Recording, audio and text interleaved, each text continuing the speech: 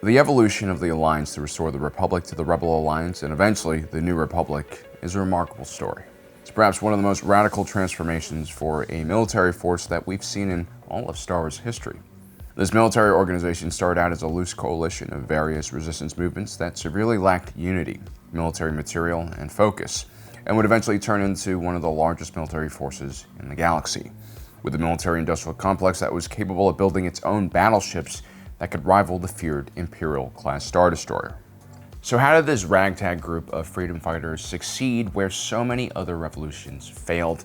Well, it's because they had the ability to tap into a group of Clone Wars veterans that decided to bring all of their knowledge and experience to the rebellion. Today we're going to take a look at all of the Clone Wars veterans that fought for the rebels.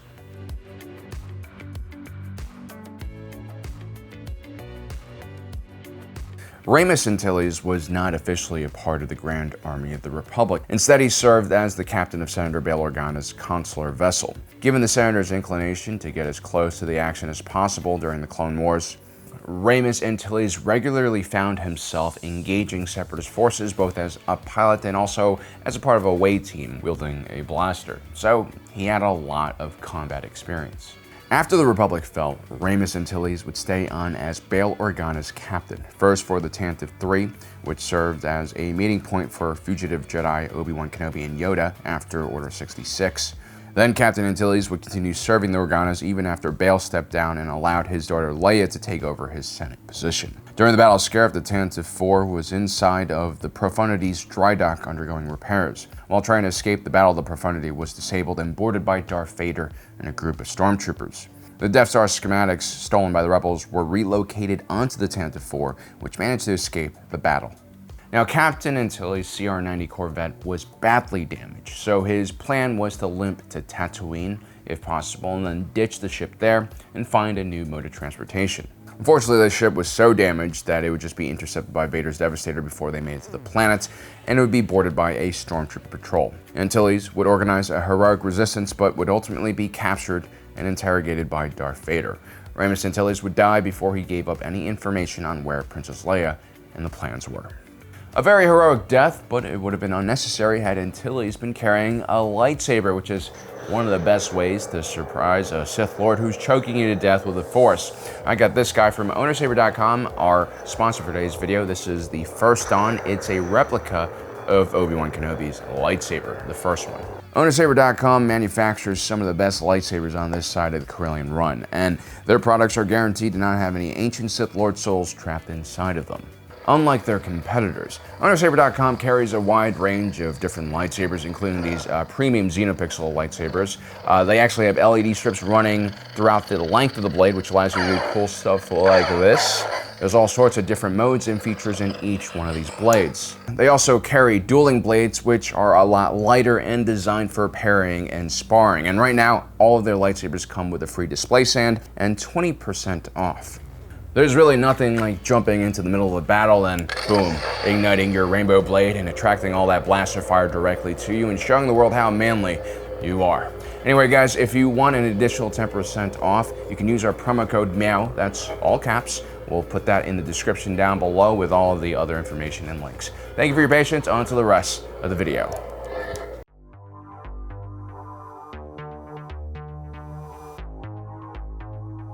Born in 26 BBY on the planet of Fest, Cassian Andor will be one of the youngest Clone Wars veterans on our list. He was just 4 when the war began and 7 when the New Order was established. He was orphaned at a relatively young age. His father would die during an anti-Republic protest at the Corita Academy, and his mother would also die when he was relatively young. At the ripe age of 6, Cassian Andor would take on the age-old Star Wars tradition of becoming a child soldier. He would join an insurrection cell from his planet that was supported by the CIS. This basically meant he was just throwing rocks and stones at the local clone trooper garrisons, but he was definitely a veteran of that war.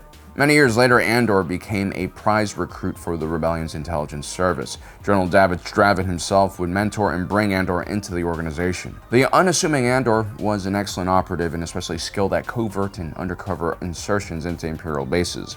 Having seen war his entire life, he was capable of doing morally questionable things on behalf of the cause. Cassian Andor will be a key part in the operation to recover the Death Star blueprints.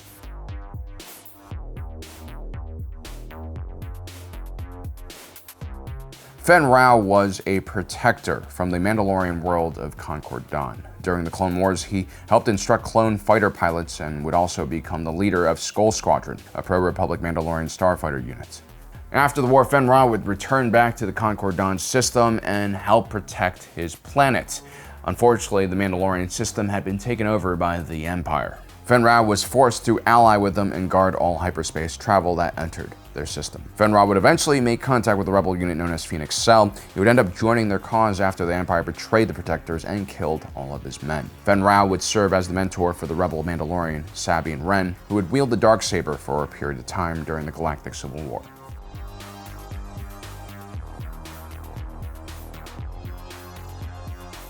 Pit Honoran served the Republic as a logistics officer during the Clone Wars. Many years later, he would join the Rebellion and attain the rank of general. He'd be placed in charge of the Rebel Alliance Special Forces Division at the base on Yavin 4. Many of the soldiers beneath his command would be a part of the Rogue One raid on Scarif. Pit Honoran also specialized in assessing the capabilities of Imperial ground vehicles. He would basically teach Special Force units how to destroy them.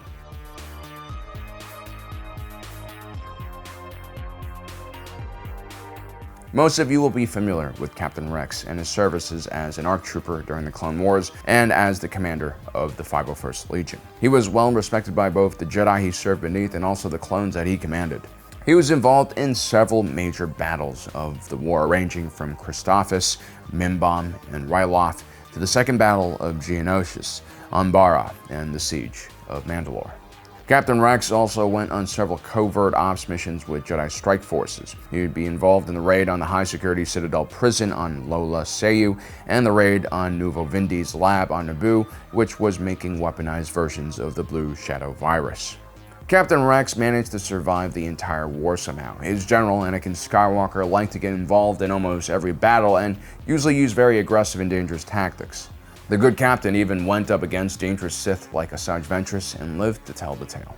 During Order 66, he was one of the few clones who was able to demonstrate some self-control and resist the urge to shoot his commanding officer, who was Ahsoka Tano at the time. The Jedi would return the favor and help free him of his inhibitor chip. Captain Rex would then defect and form an early resistance movement in an effort to preserve what remained of his republic. He would eventually link up with the unit known as Bad Batch, which had also fled the newly created Empire. Decades later, Ahsoka Tano would send the Spectre Rebel Cell to find Captain Rex, who was in retirement at this point, in order to obtain information on abandoned Clone Wars-era bases that could help supply the growing rebellion. Captain Rex would end up joining the rebellion and serve as a member of Phoenix Cell. His knowledge of the Republic military, which essentially became the Imperial military, became very handy. For instance, him and Commander Cody created most of the emergency protocol codes that the Empire still used, which really helped Captain Rex infiltrate Imperial bases without too much problems.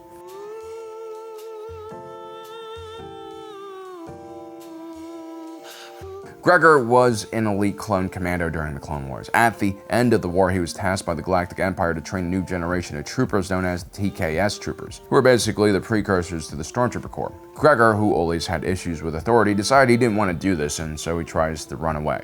After being recaptured, he would finally be rescued by the Bad Batch on behalf of Captain Rex. Gregor would eventually join Rex in retirement, but he would also join the rebellion during the Battle of Lothal. He would perish on board the Imperial Planetary Occupation Facility during the Rebel assault.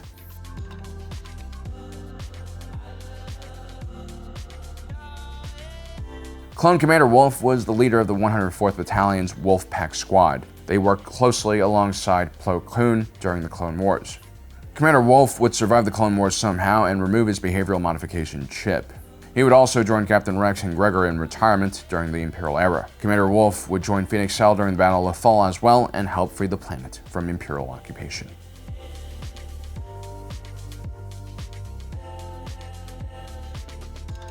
As a former bridge officer on a Vendor-class Star Destroyer and as one of the first captains to be in command of an Imperial-class Star Destroyer, Jan Dodonna had a lot of experience to give to the rebellion. It's not surprising that by 5 BBY, Jan Dodonna would be given command of the Masasi Group, one of the largest naval fleets the rebels had in those earlier years of the war. Dodonna understood better than most what an Imperial-class Star Destroyer could do in a battle. His main job, therefore, as commander was to keep the rebel fleet alive long enough so that they could deliver a strategic win for the rebellion, which would later come at Scarif. Even after losing a good portion of the Massassi group during the Battle of Atalan, General Dodonna was able to continue to inspire his officers and regroup his unit so that it could play a key role in future battles.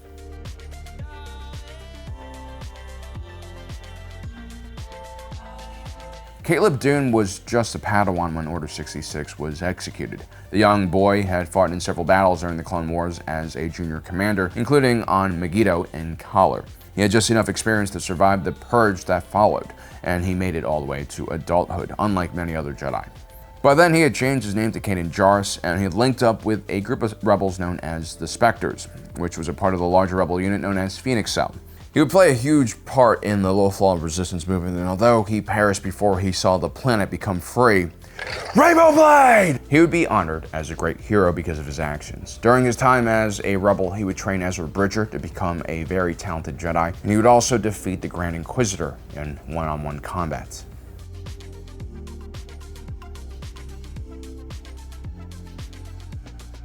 Obi Wan Kenobi was probably one of the most talented Jedi generals during the Clone Wars. His 212th Attack Battalion fought in several major campaigns, including the Battle of Ryloth, the Battle of Umbara, the Battle of Utapau, and the Battle of Christophsis. Obi Wan Kenobi built a reputation for being a very patient commander who always made sure to keep his unit's casualties extremely low. General Kenobi was also known for leading from the front. He also gained a reputation for being a bit mischievous on the battlefield and was known to use the flag of truce to buy himself more time or to trick the enemy. Not exactly ethical. Kenobi would barely survive Order 66 after his own commander fired upon him with an ATTE's main cannon. He would go into hiding for almost 2 decades, carefully watching over Luke Skywalker on Tatooine. Finally, days before the Battle of Yavin starts, Obi Wan Kenobi would heed a call for help from Princess Leia, the daughter of Bail Organa, and an old friend he had from the Republic era.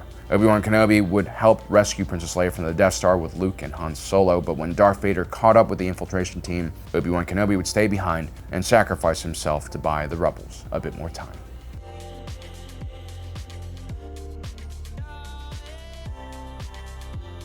Ahsoka Tano, apprentice to Anakin Skywalker, was a deputy commander for the 501st Legion during the Clone Wars. She would fight bravely during the entire conflict, but was falsely accused of treason in the last year of the war. Although her name was eventually cleared, Ahsoka Tano would lead the Jedi Order as a result. However, that didn't save her from Order 66. Right before the war ends, Ahsoka Tano would actually aid the Mandalorians in retaking their homeworld from Maul's Death Watch. Ahsoka Tano would defeat Maul in one-on-one combat, but en route back to Coruscant, Order 66 would be triggered, and she would find herself on board a ship full of clones trying to murder her. Ahsoka would somehow manage to escape this terrible situation with the help of Captain Rex. She would go into hiding for an extended period of time, but eventually she would be recruited by Bail Organa and become one of the first Fulcrum agents. These were essentially spies that fed rebels information. Ahsoka Tano's intel probably saved the rebellion countless times.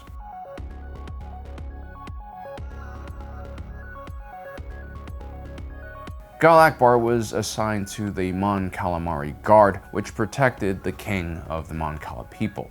During the Mon Cala civil war between the Mon Calamarians and the Korans and their separatist backers, Gal Akbar would stay at King Li Char's side and valiantly defend him. He would maintain his position as the captain of the Mon Calamari Guard for the rest of the war until the rise of the New Order, when the Empire launched an invasion on the planet.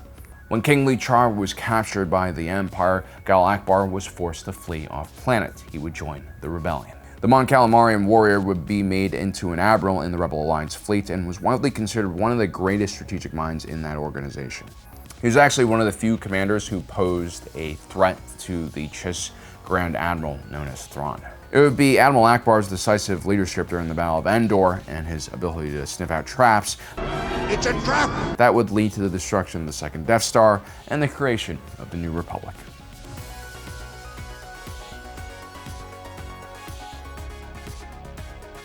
During the Clone Wars, Lieutenant Chewbacca was an aide to General Tarful, one of the major Wookiee chieftains on the planet. Chewbacca would fight valiantly against the Separatist droid army during the Battle of Kashyyyk and help hold the line on the shores of Kachiro City. When Order 66 was carried out, Chewbacca would aid the fugitive Jedi Yoda's escape from the planet. Chewbacca would then join the Wookiee resistance, but would be later on captured by the Trandoshans, who would sell him off to the Empire as a slave. Chewie would be rescued from captivity by the Imperial trooper known as Han Solo, and the two would start a career in the smuggling industry. But in 4 BBY, on a routine transport mission, Han Solo and Chewbacca would be inadvertently pulled into the galactic civil war on the side of the rebellion.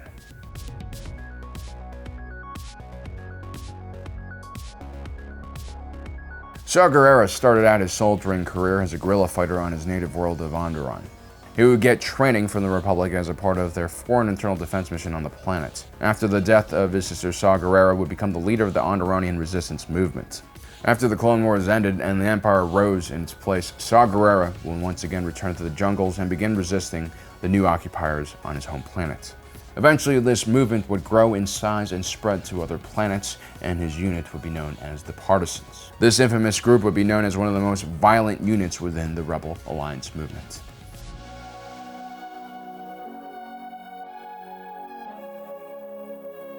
Bo-Katan was originally a lieutenant within the Death Watch movement. During the Clone Wars, Death Watch would attempt to retake Mandalore from the New Mandalorian pacifist movement. Eventually, after allying with the former Sith Maul and a group of criminal cartels, they succeeded in taking over the planet. Shortly after, Death Watch leader Pre Vizsla became Mandalore of his people. But Maul would challenge him immediately after that in an honor duel and defeated him, winning the leadership title. Bo-Katan and a few loyal Death Watch members would leave the Death Watch and go into exile. Towards the end of the war, Bo-Katan would be aided by the Clone Army and retake the planet from Maul. But shortly after the Republic and the Mandalorians defeated Maul's army, the Empire would basically rise after Order 66, and Bo-Katan would be forced to go into exile. During the Galactic Civil War, Bo-Katan was still focused on freeing her planet, this time from Imperial rule. Bo-Katan would eventually retake her planet with the help of the rebels and control over the Darksaber. But once again, her success would be short-lived. The Empire had enough of the Mandalorian resistance and would raze the entire planet to the ground. So, as you can see, even 20 years after the Clone Wars had ended, there are plenty of Clone Wars veterans still willing to help out the Rebel Alliance. Without them, I don't think this organization would have lasted more than a few years. Well guys, I hope you enjoyed today's video. Don't forget to subscribe and hit that notification button down below so you don't miss out on the rest of our content. As usual, my name is Alan, reminding you that my allegiance is to the Republic, to democracy,